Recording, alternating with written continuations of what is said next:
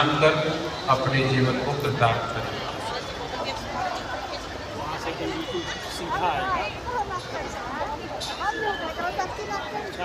प्रेमी सज्जनों,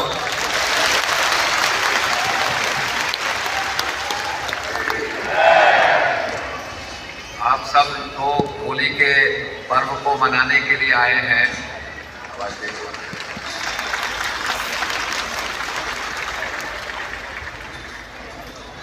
और ये पर्व माना जाता है कि होलिका के दहन के बाद ये शुरू हुआ। जलना तो प्रहलाद को था और प्रहलाद ने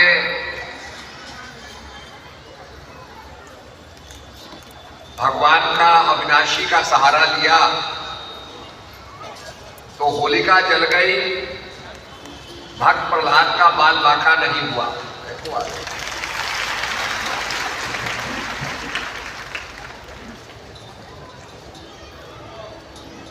और तभी कहा गया है कि जाको राखे साइयां मार सके ना कोई, पाल ना पा सके जो जग बहनी कोई।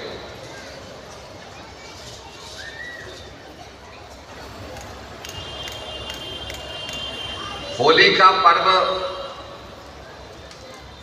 इस बात की तो याद दिलाता ही है कि किस प्रकार से भक्त प्रहलाद की अगाध निष्ठा थी, उसकी अनवेवरिंग डेडिकेशन, अनवेवरिंग भक्ति थी, अविचलित होने वाली ऐसी भक्ति उसकी थी। और उसका दृढ़ विश्वास था जिस समय उसको लाल खंबे से बांधा जाना था तो बड़े ध्यान से वो देखता है कि उस लाल खंबे पर एक चींटी चल रही है। उसने सोचा जब चींटी का बाल बांका नहीं हो सकता है, चींटी भस्म नहीं हो सकती है, तो मेरा क्या बिगाड़ेगा खंबा। और उसने खंबे का आलिंगन किया।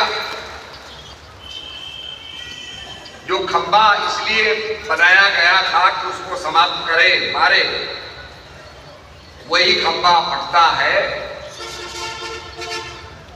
और हिरण्याकश्यप का अंत होता है। भगवान नरसिंह रूप में प्रकट होते हैं।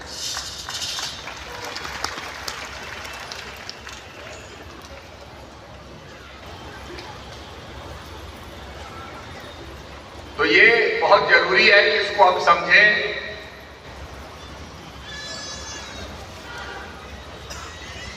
और प्रहलाद की भक्ति के बारे में हमारी समझ हो। उसके बाद ये परंपरा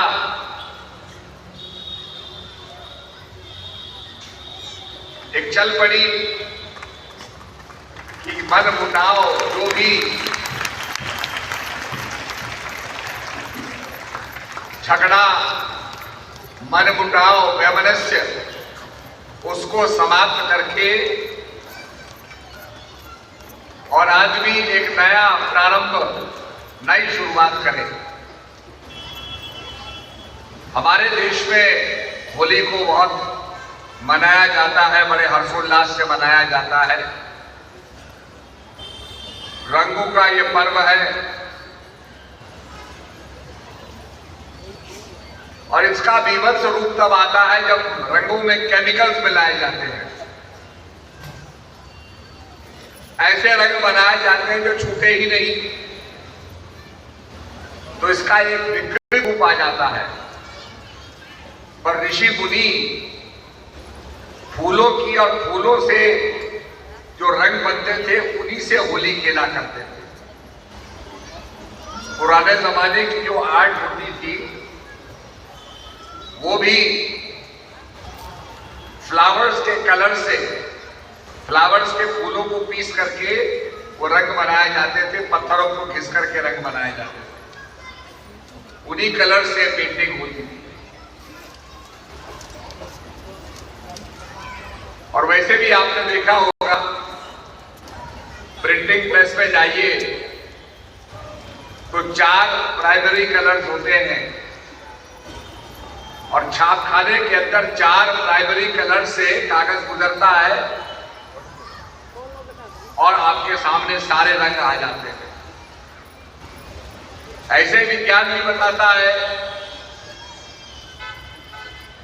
कि when a white ray of light travels through a prism, prism के अंदर से अगर एक किरण, व्हाइट किरण, रोशनी की एक सफेद किरण निकलती है तो वो 7 रंगों में बढ़ जाती है।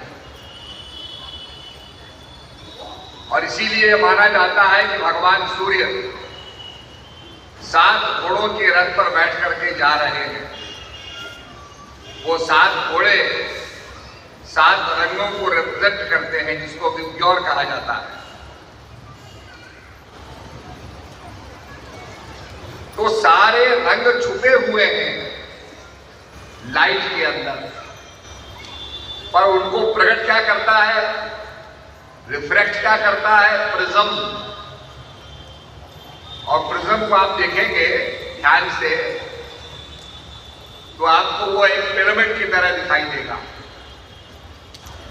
उसके अंदर से रोशनी निकलती है तो फट जाती है, उसके कलर्स प्रत्यक्ष हो जाते हैं। ऐसे ही हम जब ध्यान करते हैं, अष्टांग योग के अंदर कहा गया यम, नियम, आसन, प्राणायाम, प्रत्याहार, ये 5 योग के अंग बाहरी अंग हैं और 3 इसके आंतरिक अंग हैं, धारणा, ध्यान और समाधि। ये अंदर के विषय हैं। तो जब हमारे अंदर की चीज, अंदर का ज्ञान होता है, बोध होता है, धारणा, ध्यान और समाधि, तब ये चीजें प्रकट होती हैं, मैनिफेस्ट करती हैं। इसीलिए कहा गया राम भक्ति जहां सुर सारी धारा। राम की भक्ति क्या है, सुर सरी अर्थात सरस्वती की धारा है।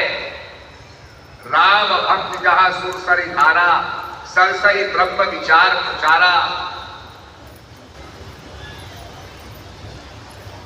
तो राम की जो भक्ति है, जो आंतरिक है, बाहरी नहीं है, वो सरस्वती के समान है। एक तो आपने अभी प्रयागराज में महा कुंभ मनाया, एक बद्रीनाथ में भी साउथ के लोग सरस्वती पुष्कर कुंभ मनाते हैं और ये मनाते हैं केशव प्रयाग में। पहला प्रयाग जो है केशव प्रयाग माना जाता है, जहां से अलकनंदा और सरस्वती नदी निकल रही है। और यह भी माना जाता है कि यहां पर वेद व्यास ने रह करके यहां वेदों की रचना की, शास्त्रों की रचना की। तो वो एक स्पिरिचुअल पीठ थी।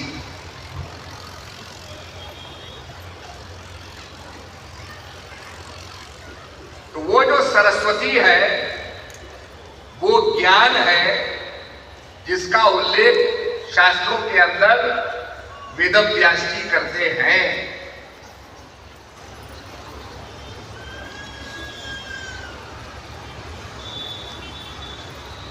ऐसे ही प्रयागराज में जो सरस्वती है, जिसे गुप्त माना जाता है, उसके बारे में भी यही उल्लेख आता है कि यमुना और गंगा के किनारे पर बैठ करके जब आप सत्संग का श्रवण करेंगे तब आप सरस्वती में स्नान कर रहे हैं। तो राम की भक्ति जहां सुर सारी धारा सरस्वती है,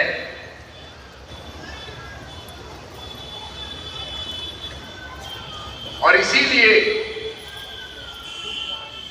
भगवान कहते हैं, जब भगवान राम लौटते हैं, अयोध्या में आते हैं, सबसे पहले तो भगवान ने कहा कि भाई अगर एक दिन भी हम विलंब से गए तो भरत जी नहीं रहेंगे। उन्होंने कहा प्रभु समय पर आप आना 14 वर्ष के तत्काल बाद। तो भगवान ने कहा भाई क्या चीज है, कैसे हम पहुंच जाएंगे, क्योंकि लंका से पैदल चल करके अयोध्या पहुंचना तो बड़ा लंबा समय हो जाएगा। तो पुष्पक विमान लिया गया जो रावण का विमान था, और पुष्पक विमान जिसकी रामचरितमानस में ये चर्चा है कि जब वो उड़ता था तो आवाज करता था जैसे जेट इंजन होता है। अगर हवाई जहाज सामने से निकल जाए तो सुनाई भी नहीं देता कुछ। भाई आप लोग ये चेकिंग कर दिया करो, ये मतलब हम ही बताते रहेंगे क्या है क्या नहीं है, सब चेक करना चाहिए ना। थोड़ा बोल करो, आवाज ठीक आ रही है नहीं यार।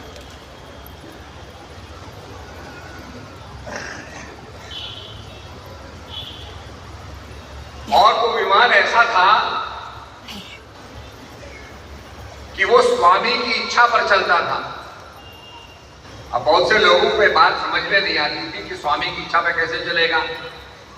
अगर कोई जीवित प्राणी हो, कुत्ता हो, पशु हो, उसको तो आप तो स्वामी की इच्छा पे चला देंगे। जैसे घोड़ा होता है, उसके लगाम खींचो, ऊंट की लगाम खींचो। कुत्ते को आप ट्रेन कर लो, स्वामी की इच्छा पे चलेगा।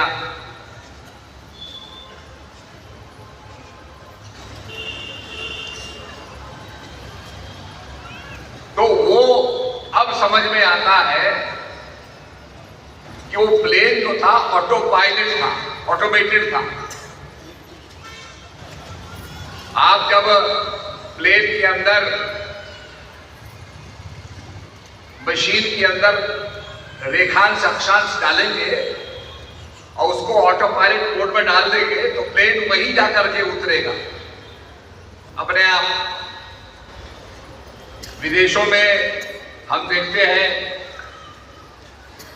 कि वहां पर तूफान आता रहता है, बादल रहते हैं, स्मॉग रहता है, पर जहाज ऑटोमेटिक लैंडिंग करता है, उतरता है।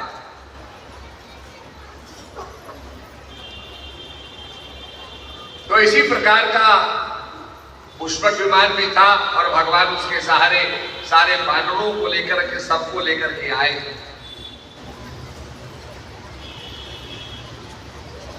तो भगवान जब अयोध्या में आते हैं, सारे वासियों को इकट्ठा करते हैं, तो सबसे यही कहते हैं और हूं 100 गुप्त मत सभी कहूं कर जोर, शंकर भजन विनहि नर भक्त न पावई मोर।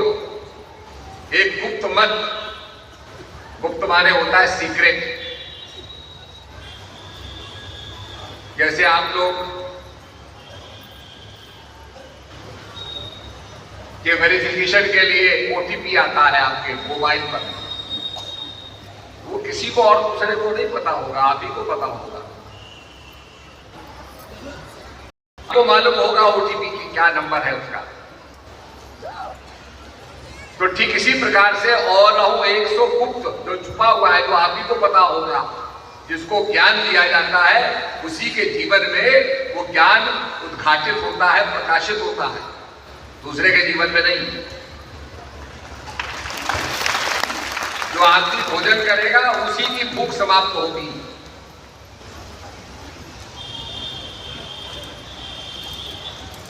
तो और रहूं 100 गुप्त मत सभी कहूं कर जोर, शंकर भजन विनहि नर भक्तिर पावई मोर। दुनिया में दुविधा यह है कि शंकर भजन और हरि भजन अलग अलग है। भगवान ने कहा वो सत्य एक है, ब्रह्म सत्य जगत मिथ्या। ब्रह्म सत्य है, बाकी सब मिथ्या है, उसके अंदर डिवीजन नहीं है। और तभी भगवान कहते हैं कि जो मेरा भजन करता है, मम द्रोही शिवदास है, शिव द्रोही मम दास, ते नर करई कल्प भर घोर नरक पास। तो जो हरि भजन और शंकर भजन, इसका जो समन्वय हो, वो हमारा उद्धार करता है। अब ये बत्ती जल रही है, इसमें दो बिजली के तार हैं, नेगेटिव और पॉजिटिव। बिजली के हम देखेंगे दो उसमें छेद होते हैं, नेगेटिव और पॉजिटिव। तीसरा जो छेद होता है वो अर्थ का होता है। आपको करंट लग जाए, करंट धरती के अंदर चले जाए तो तीसरा पॉइंट अर्थ का होता है। तो बिजली के अंदर दो ही तार होते हैं। आपकी बैटरी होती है, बैटरी में नेगेटिव और पॉजिटिव ही होता है। मोबाइल की बैटरी आप लगाते हैं, उसमें नेगेटिव पॉजिटिव ही होता है। ऐसे ही हरि भजन और शंकर भजन है, शक्ति प्रदान करने वाले। जैसे आपके मोबाइल को बैटरी चार्ज करती है, एक्टिवेट करती है, ऐसे ही जो हमारे अंदर सत्य है वो हमें एक्टिवेट करता है, जागृत करता है, जीवित रखता है। उसमें भेद नहीं है। एकम सत्य विप्रा बहुधा वदन्ति, सत्य एक है। विप्रों ने, ज्ञानियों ने अपनी अपनी भाषा में अपनी अपनी डेफिनेशन दी, पर वो एक ही है। एको सुमरो नानका जलथल रहो समाए, दूसरा काहे समरिए जामे से मर जाए। ये चीज समझने की है। इसलिए जो हमारा सद्भावना सम्मेलन होता है, सत्संग का समारोह होता है, अभी हम कई कार्यक्रम करते हुए यहाँ आए। इससे पहले रामपुर में कार्यक्रम हुआ, इससे पहले और बहुत से कार्यक्रम आसाम में, के नीचे बागडोगरा में, कोलकाता में करते हुए हम आ रहे हैं। काफी जगह कार्यक्रम हुए। तो सत्संग का मतलब सत्य से संग कराना। हजारों दुनिया बद्रीनाथ जाती है, धाम में दर्शन करने जाती है, लाइन में लगते हैं, दर्शन करके निकल आते हैं, प्रसाद ले लेते हैं। पर जो अध्यात्म के प्रति रुचि रखता है वही पूछेगा कि भाई यहां बद्री विशाल जी इतने 1000 फुट के ऊपर क्या कर रहे हैं। तो कोई वहां पर आपको बताएगा, जो इतिहास को जानता होगा तो कहेगा कि सहस्र कवच नाम का राक्षस था, जिसको मारने के लिए नर और नारायण ने अवतार लिया। हजारों साल तक नारायण तपस्या करते थे, उसके बाद नर लड़ता रहता था, फिर नर तपस्या करता था, फिर नारायण लड़ते। वो ये भी बताएगा कि एक पर्वत नारायण पर्वत है, एक तरफ नर पर्वत है। तो भगवान वहां ध्यानवत होकर के और ध्यान कर रहे हैं, ध्यान मुद्रा में बैठे हैं। अब भगवान किस चीज का ध्यान कर रहे हैं, भगवान जिस चीज का ध्यान कर रहे हैं वो तो बड़ी इंपॉर्टेंट होगी। वही चीज समझने की है और वही हमारा उद्धार करेगी और वही जगत का उद्धार करेगी। तो लड़ते लड़ते सहज कवर राक्षस के कवच काट डाले और अंत में वो राक्षस भाग गए। फिर ये आता है के अंदर कि भाई बद्रीनाथ नारायण का और नर का जन्म हुआ उसको मारने के लिए, और वो कृष्ण के रूप में, अर्जुन के रूप में हुए, और वो सहस्र कवच राक्षस जो था वो कर्ण था। तो कर्ण के बाद जो कुंडल थे, जो कवच था, उसको फिर अर्जुन ने समाप्त किया, जो नर रूप में थे। तो कहने का मतलब यह है कि वो क्या करते हैं, भगवान शंकर उमा को कहते, उमा कहूं मैं अनुभव अपना, सत्य हरि भजन जगत सब सपना। सत्य हरि भजन है, संसार स्वप्नबद्ध है। सपने में बहुत कुछ हम देखते हैं, सपना समाप्त होने के बाद सब अदृश्य हो जाता है, इनविजिबल हो जाता है, इट वैनिशेस।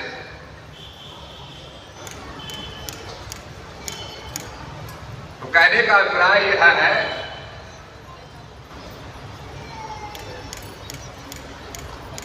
कि उस ज्ञान का प्रचार, सत्संग का प्रचार जो सत्य से हमें मिला दे, ये महापुरुष कराते हैं। सद्भावना ऐसी चीज है, हमें परिवार में सद्भावना चाहिए, गांव में सद्भावना चाहिए, हमारे नगर में सद्भावना चाहिए, हमारे जिले में सद्भावना चाहिए, हमारे प्रदेश में सद्भावना हो, हमारे देश में सद्भावना हो और विश्व में सद्भावना हो। तभी कहा गया, विश्वात्मा प्रभु से प्रार्थना करते हैं, सर्वे भवन्तु सुखिनः, सर्वे सन्तु निरामय, सर्वे भद्राणि पश्यन्तु मा कश्चित् दुःखं भाग् भवेत्। सबका कल्याण। अपनी जो संकुचित हमारी विचारधारा है, जो कुएं के मेंढक हम बने हुए हैं, कुएं का मेंढक एक कुएं में पड़ा हुआ था, बाहर से एक समुद्र का मेंढक भी आ गया। तो कुएं का मेंढक कहता, भाई देखो मेरा कितना बड़ा घर है। समुद्र का मेंढक घुमा, उसने कहा तुम्हारा तो कुछ भी नहीं है, ये तो छोटा सा कुआं है। उसने कहा मैं इसी में पैदा हुआ हूं, यहीं मरूंगा। तुम कैसे कहते हो समुद्र अथाह है? मैं नहीं मानता, मैंने तो देखा ही नहीं। तो हमारी बुद्धि संकुचित हो गई है, कुएं के मेंढक की तरह हो गई है। हम अपनी जात, अपना वर्ण, अपना गोत्र, इलाकावाद, इसी को हम सोच रहे हैं। पर हमारे ऋषियों ने इन सबसे ऊपर उठ के कहा, सर्वे भवन्तु सुखिनः, सर्वे सन्तु निरामय। अभी आपने देखा डोनाल्ड ट्रंप आ गए, यूक्रेन को पीछे मझधार में छोड़ दिया। यूरोप वाले भी, सब नाटो वाले भी देख रहे हैं क्या हो रहा है, कनाडा भी देख रहा है, मेक्सिको भी देख रहा है, सारी दुनिया देख रही है। कहने का मतलब यह है कि आग लगी आकाश में, झड़झड़ पड़े अंगार, और संत ना होते जगत में तो जल मरता संसार। संतों का काम संसार को बचाना होता है। कभी कहा संवत 2000 के ऊपर ऐसा योग पड़े, पूरा पश्चिम उत्तर दक्षिण 14 काल पड़े। काल बलि से वही बचेगा जो हंस का ध्यान करे, अर्थात जो आत्मा का ध्यान करते हैं। अभी कोरोना की बीमारी हुई तो डॉक्टर यही कहने लगे कि भाई आयुर्वेद का काढ़ा पियो, इसकी दवाई कुछ है नहीं, केवल खर्चा वर्चा दिखाने के लिए किसी को कुछ दवाई लिख दी, किसी को कुछ लिख दिया। वो एक क्या इंजेक्शन था, कितने रुपए का इंजेक्शन था, वो भी लिख दिया, ये इंजेक्शन, ये सब चला दिया, उसकी जरूरत ही नहीं थी।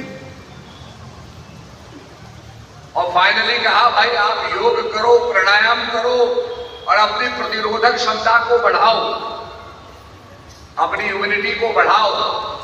यही इसका नतीजा निकला। तो मेरा कहने का मतलब यह है कि स्व की जो शक्ति है, आत्मिक शक्ति है, उसको आगे हमने मैनिफेस्ट करना है। तो जो संतों का रास्ता है, महाजनो ये गता सपन्ना, जिस रास्ते पर महापुरुष चलते हैं उस रास्ते पर चलना चाहिए। आपने देखा होगा सर्वे ऑफ इंडिया नक्शा बनाता है, और वो नक्शे के अंदर दिखाएगा ये गांव का मार्ग है, ये इतना दूर है, यहाँ आपको यहाँ तालाब मिलेगा, यहाँ पर मंदिर मिलेगा, वो सारी चीजें उसमें अंकित करता है। ये कैसे पता चलती है? Because somebody has tested it। कोई आदमी जाकर के उसने तालाब को देखा, किसी ने मंदिर को देखा, उसका सैटेलाइट से सर्वे किया गया। फाइनली वो किया गया कि जब वो मिलिट्री को दिया जाएगा, मिलिट्री को अंधेरे में चलना है, तो मिलिट्री उसको देख के चल सकती है। तो महाजनो ये निकता सपन्ता, जिस पर महापुरुष चल करके गए हैं, ट्राइड एंड टेस्टेड, जिस पर लोगों ने अनुभव प्राप्त किया है, उसी रास्ते पर हम चलेंगे तो अपने लक्ष्य की प्राप्ति हो जाएगी। ये संतों का रास्ता रहा है, महापुरुषों का रास्ता रहा है। और इसीलिए जब संत ज्ञानेश्वर जी ने नामदेव जी से कहा कि नामदेव जी आत्मज्ञान लो, प्रभु का नाम लो, तो नामदेव जी कहने लगे मैं तो विठ्ठल से बातें करता हूं,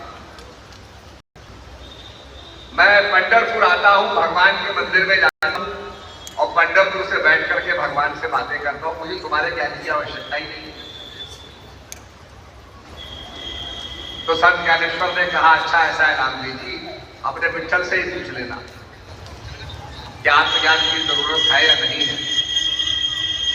तो ऐसे ही नामदेव जी विठ्ठल प्रभु से बात कर रहे थे तो उन्होंने ये प्रश्न भी रख दिया कि जी आत्मज्ञान की जरूरत है या नहीं है। तो विठ्ठल हंसने लगे। विठ्ठल ने कहा नामदेव तू इतना निष्कपट है, इतना पवित्र है कि तू मेरे पंढरपुर में आता है, मुझसे बातें करता है। तू यही समझता है ना कि मैं पंढरपुर में हूं, पर जब तुझे आत्मज्ञान मिलेगा तब तुझे पता चल जाएगा कि मैं सब जगह हूं।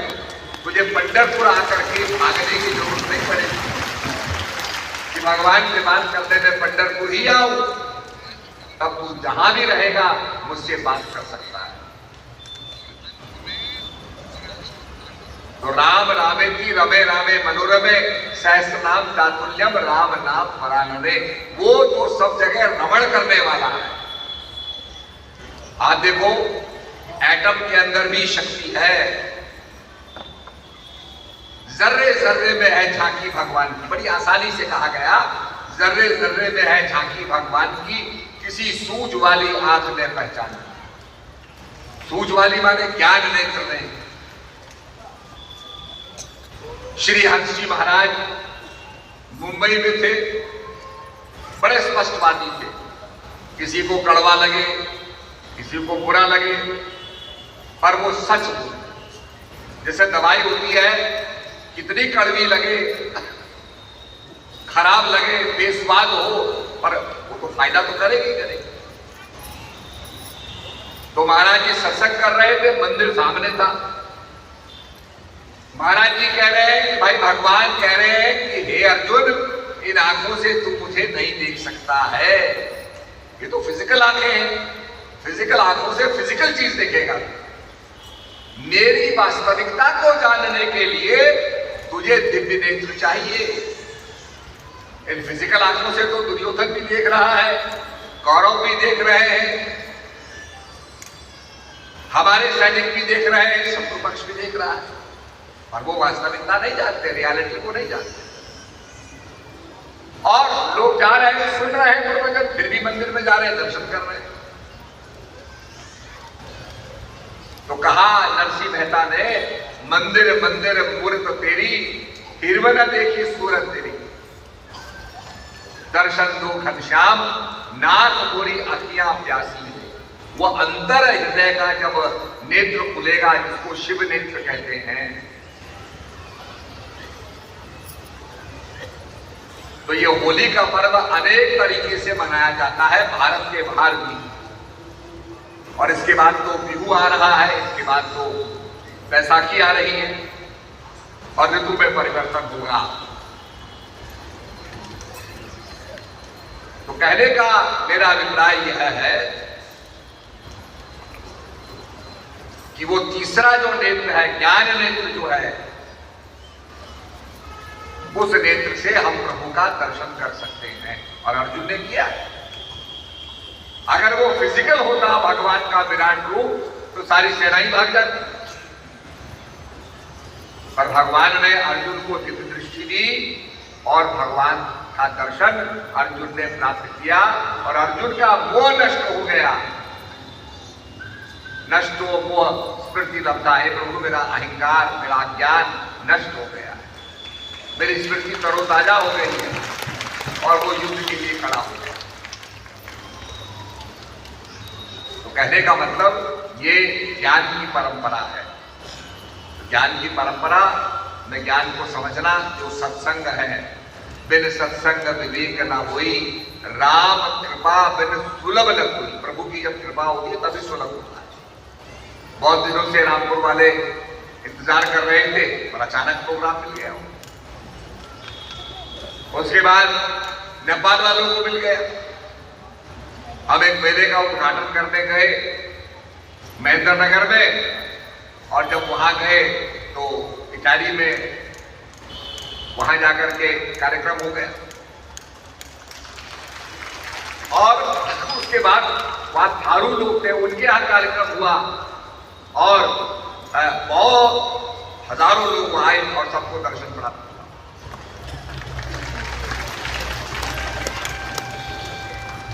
हमारे आश्रम द्वार्स के अंदर दार्जिलिंग से लगे हुए इलाके में नीचे तराई, जिसको तराई बोलते हैं, वहां पर द्वार्स जो है आदिवासियों के बीच में बड़ा प्रचार हुआ।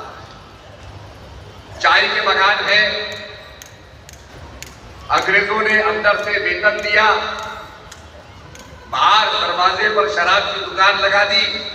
वो बेचारा जितना कमाता है उतनी शराब पीता है, घर में जाकर के मारता है।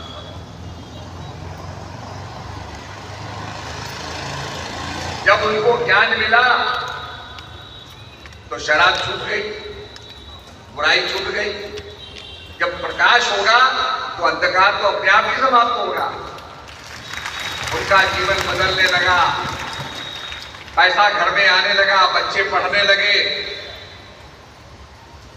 तो वास्तव में देश के आजादी के बाद भी ज्ञान के बाद उनको आजादी मिली, आगे बढ़ने का मौका मिला।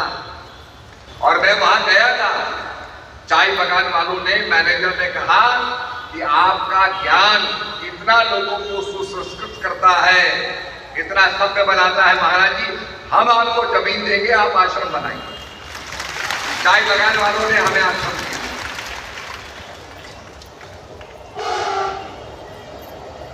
ऐसे ऐसे आदमी थे जिनको सत्संग सुनाते थे तो चिड़िया मारते थे, और जब ज्ञान मिला तो जीवन में परिवर्तन आ गया। तो ये चेंज ज्ञान से आता है, ज्ञान के संसर्ग से आता है।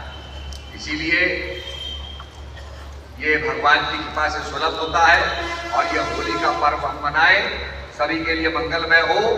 और हम लोग नई उमंग के साथ भजन भक्ति में लगे, गुरु महाराज का दर्शन करें और सेवा करें। आज लोगों ने सेवा की, जगह जगह बड़े बड़े आश्रम हो गए। हमें तो इतनी वो भी नहीं थी कि इतने बड़े बड़े आश्रम बने, पर आज वहां से ज्ञान का प्रचार हो रहा है, हजारों लोगों को ज्ञान मिल रहा है और संस्था बढ़ती जा रही है। तो ये अपने आप में बहुत अच्छी बात है। इसलिए सभी प्रेमियों को मेरा तो आशीर्वाद, और खूब भजन अभ्यास करें, तभी होली का पर्व हमारे जीवन में सार्थक होगा। मेरे शब्दों के साथ प्रधान बनने की चेष्टा करें। कितने भी कष्ट आए, कितनी भी विपदा आए, पर प्रहलाद की तरह हमारी निष्ठा होनी चाहिए। मेरे शब्दों के साथ सबको मेरा स्वागत।